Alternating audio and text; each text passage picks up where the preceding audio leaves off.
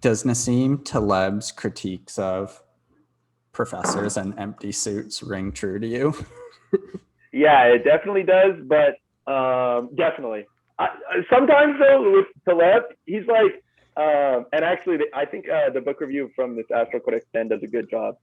But yeah, so some of his stuff is on that website, and then a lot of stuff is on Slate Star Codex because that's just the old site. Okay. But a lot of the stuff he says rings true for me in that book review because it's kind of like there's some shit that makes sense that Nassim Taleb says it makes total sense, and then there's also some stuff that just seems like or like without like he just kind of is crazy Taleb. And I like he has a YouTube channel for statistical concepts, which I like. But I also like now that I've taken some like he's obviously way more versed in statistics than I am, but he's trying to teach low level stuff. And sometimes I feel like he purposely tries to make things look harder than they are. Like yeah, like he tries to like talk like oh like and all you have like he'll just like I get this vibe from him that now that some of this stuff I understand, I'm like you're trying to make it seem like this is like a bigger deal that you can do it than like it is. Like because I take a couple grad courses and I already understand it.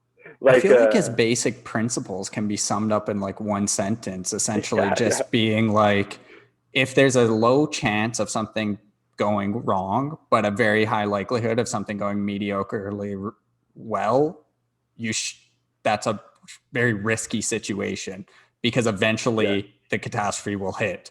Same thing on the other end, you know? And that's reasonable.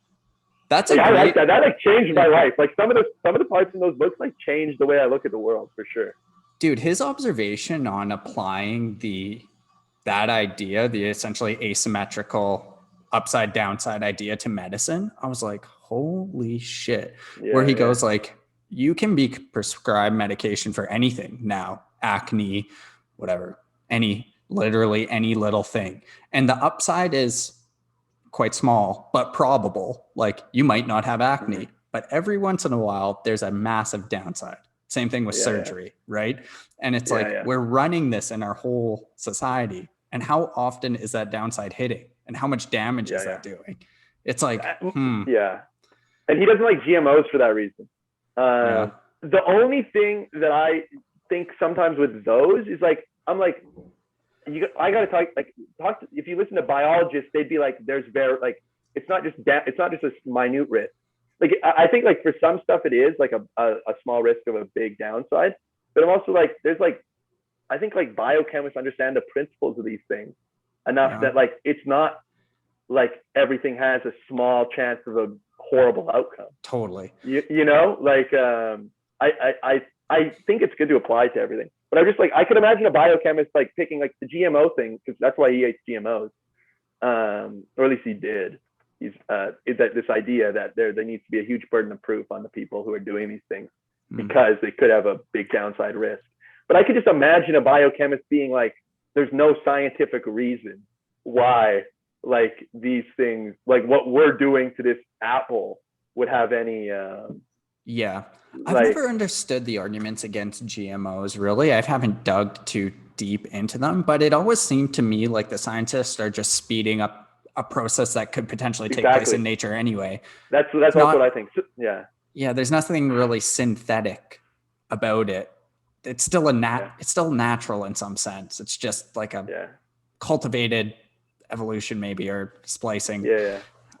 So that's like why, because I was surprised that he was against GMOs, right? Because that just kind of is like, I just thought like that's interesting that right? Because it's kind of like on the other side of you'd imagine, and that was why, because like we're mixed, and there's like this downside risk of a huge catastrophe, and then I kind of had the thought of you like, well, interview a biologist, and I'm sure they could explain to you how like, hey, there actually isn't a small like it's a like if there's a chance it's like tinier than you're letting on that these to me that sounds like GMOs almost fit the flip side definition of taking a large upside with a small potential downside. Exactly. You know, to me, because it's like you can feed so many more people, et cetera, so there's such an upside, and the downside is what they're just eating food. It's essentially normal. I mean, Yeah, it's yeah. modified genetically, but yeah, it's his idea of it. I mean, just the idea of antifragility, in and of itself, like things that get stronger during volatility, Yeah. is a pretty good idea. You know, it Yeah, it's explains also a good. lot in the economy and Yeah, everything. Really. I like it. I'm glad I read. I'm gonna reread them. They're packed with a bunch of nonsense, like not nonsense and like this is some crazy shit, just like shit that has nothing to do with the Yeah, thesis of the book. But I actually totally. liked it. I liked it. Dude, do you Like remember the passage called "The Tyranny of the Minority" no, and the idea there? no. That one was pretty interesting. Once you see it everywhere. The idea briefly is something like when there's a large group of people who are indifferent to something, but a small group of people who insist on it being a certain way, that small group of people will influence everyone Yeah, because there's true. no one to fight back. The example he gives is soda drinks being kosher. It's like every single soda is kosher because most people don't care if it's kosher or not kosher, but a small minority of people really care if it's kosher. And so the soda drink makers go, we might as well make all our drinks kosher. And you Yeah, see it that's all the interesting. time. Like you see it in like non-gender bathrooms and things like that, where most people are Yeah, like, yeah, I don't care. But a that's small group, interesting. yeah, Yeah, that's like the woke shit. yeah, that's a woke Like shit. right, like the most people don't care. Yeah, Like about like somebody says something kind of offensive or like not meeting the standard, and like most people aren't offended, but they're not like I want that to happen. yeah, Like, and then some few people get outraged about something, and the person gets fired or whatever. absolutely. It's the exact same Yeah, thing. You even see it in relationships where one partner is kind of indifferent to the activities or happy doing a wider range of things, and the other person is more specific. The more specific person ends up planning almost all of it yeah, or yeah, a yeah. lot of things because, yeah, it's Yeah, that's interesting. it's That's powerful. funny. Yeah, I like them. I mean, I like skin in the game the least. I found have you read it? I haven't read Skin in the Game yet.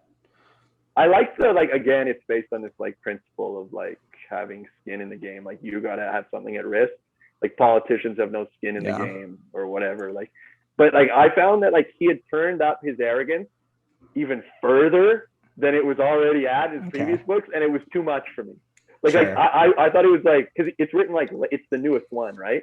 Yeah. Um, so I just found it harder to read because it was even more outlandishly arrogant. Whereas before I found it kind of charming.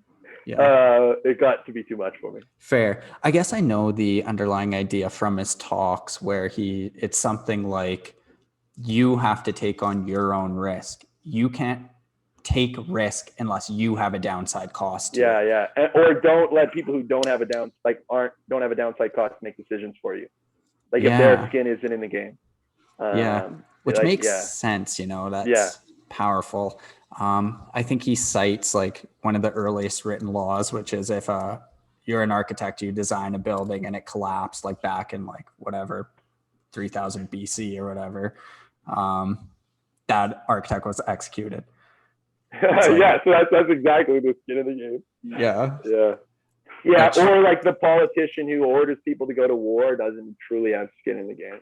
no, it's like if you order someone to go to war, you have to go or you have to send your family to go. That's Yeah, the yeah, only time exactly. you can order it. Yeah, Same yeah. thing with people in finance, putting on these Yeah, they're incredibly taking other risky people's trades. money, right? Yeah, Yeah, yeah, yeah. And it's a then good the idea. economy collapses and they get bailed out. Yeah, exactly. Yeah, They yeah, actually get bonuses. They use that yeah, bailout money yeah, to get more money. yeah. Exactly. Yeah, It's fucked up, actually. yeah. It's fucked up. Yeah. I guess, oh, okay, going back to Naseem Taleb doing exactly what you just said, what he says is the reason why he's so arrogant and attacks people sometimes and so candid is because he's taking a risk. He's essentially putting skin in the game. He's saying, Interesting. yeah, he's saying, yeah, like I'm willing to go down with my ideas. I'm willing to put out my candidness. And that's what attracts him people to him. And he Definitely. said, That makes sense. and what I thought was so interesting, he said he didn't think Trump had a chance to win until he saw Trump, or until the narrative became Trump lost $1 billion of their own money, of his own money. Mm. And he said, Trump had real skin in the game. All these other politicians, no. And he said, Trump might actually win because people respect it. They really, really respect it. But yeah, it's true. It's, how do you feel about being candid? I don't like it. There's something about the internet that scares me.